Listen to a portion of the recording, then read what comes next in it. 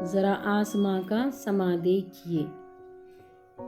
ये जमात चारूम की नज़म है, इसको हम पढ़ेंगे।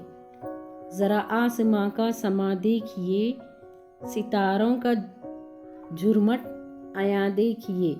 हज़ारों सितारे हैं बिखरे हुए, हैं मोती के मानिंद निखरे हुए। न जाने फलक पर हैं रोशन चराग, के आरास्ता हैं ये फूलों का बाग। चमकते हैं ये, झिलमिलाते हैं ये, हमें देख कर मुस्कुराते हैं ये। सितारे ये सोते नहीं रात भर, ये पल भर को होते नहीं बेखबर। सुहाना समा मुझको भाता है ये, इन्हें देख कर दिल में आता है ये।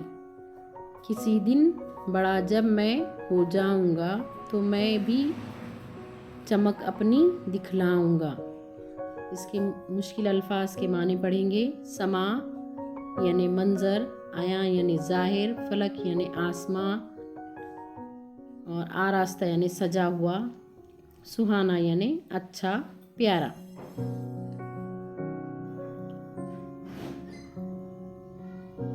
आज के लिए बस इतना है।